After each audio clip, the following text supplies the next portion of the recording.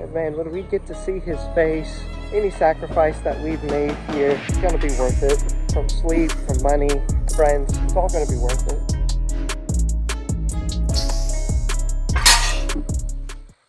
Day 9. I'm not feeling wonderful today. I definitely napped shortly after waking up, which is not good. But even when we mess up, we still gotta get things done. I've got a call to grace, some time of prayer, and then a run. It appears that I have misplaced my book, so I'm going to read this. It's a good book. Are you living in readiness for the Master to come back? Do you know the Master's will, and yet you're doing nothing about it? Do you know that Jesus came to save sinners, and are you too also looking to save others from the same wrath that you escaped? You know, I'm not asking that question in order to shame anybody. I'm just responding to the passage that I read today, and it's a question that I ask myself. My wife and I, we moved to Clayton, Oklahoma, because we firmly believe that God's planning on doing something here. We believe that God is wanting to take all of Clayton and place it under the banner of heaven, under Jesus. We believe He's planning on doing a big thing. So my wife and I, we wanted to be here for that, to see God move and to hopefully be used in some way, in some capacity, in that work as well. The other day, one of the kids in the youth group was saying, you mentioned where you lived. You don't want to reveal your location. But I told him I do want people to know. I would hope that other Christians could move down here, maybe to help with the movement one day.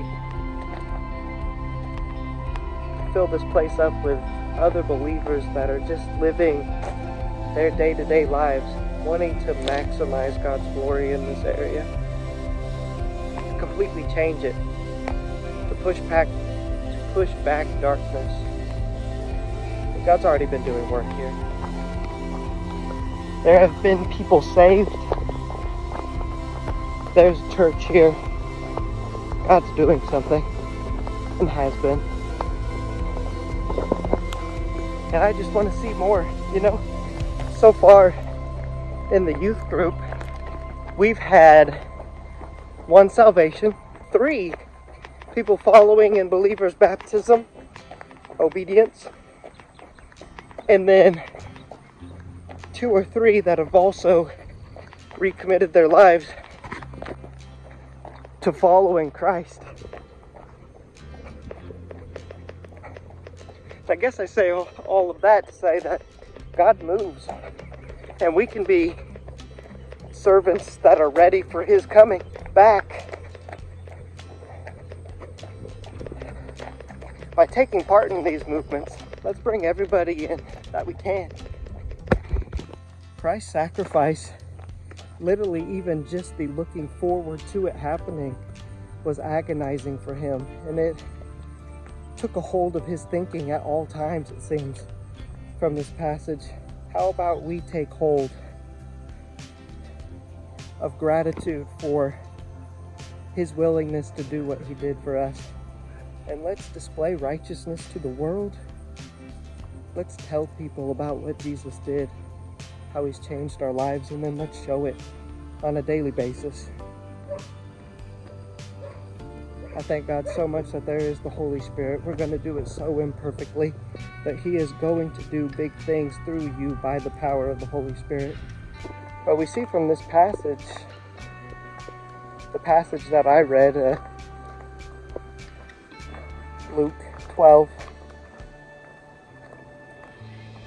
the true believer is going to take part in this work, and they're going to be ready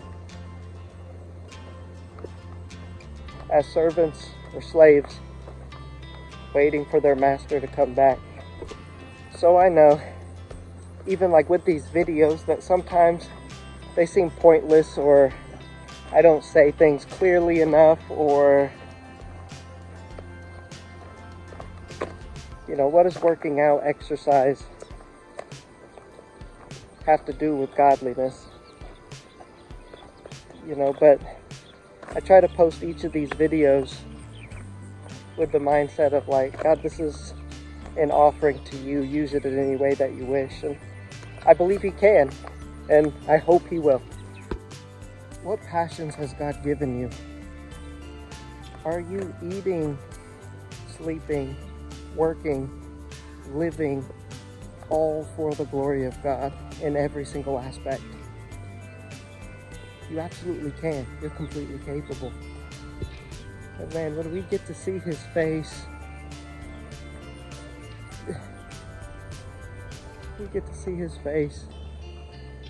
any sacrifice that we've made here, it's gonna be worth it. From sleep, from money, friends, it's all gonna be worth it. And if you're doing the 75 hard, or just trying to reach any sort of goal and challenge yourself, just the other day, one of the kids in the youth group asked me, like, can I pray for gains in the gym? And I advised him that perhaps it was better to invite God into that and ask Him, Lord, I ask that you help me to honor you with my health. Use this to strengthen me in discipline in other areas. And I want to commit this to you. Glorify yourself, or something like that. That was something like when I was doing cold showers before I got in. I said, I just prayed, dear Lord, may this strengthen me to be able to follow you better. Working out, it could be all for vanity, or it could be for a good purpose, such as taking care of your body, strengthening your body and mind, strengthening your discipline. So again, whatever way that you're challenging yourself or whatever you're pursuing on a daily basis, ask God to walk with you in it and ask God to use it for His glory. Because again, even the smallest sacrifice can be used by God for great things. But sometimes we split things up into secular and spiritual. We should walk with God 24/7, as well as pray without ceasing.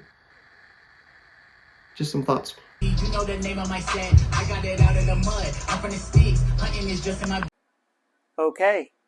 My wonderful wife got me a mic, so you should be able to actually hear me now. We're doing chest, legs, and abs this afternoon because Caleb wasn't able to make it today.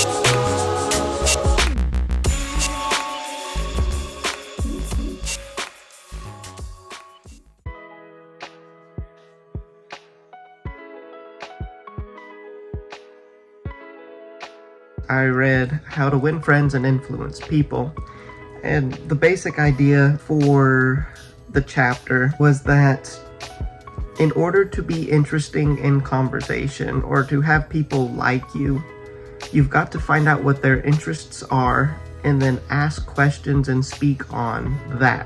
If you look for what somebody is interested in, then you can have a conversation where by the end of it, that person will feel like you were great at conversation and that you were enjoyable to be around.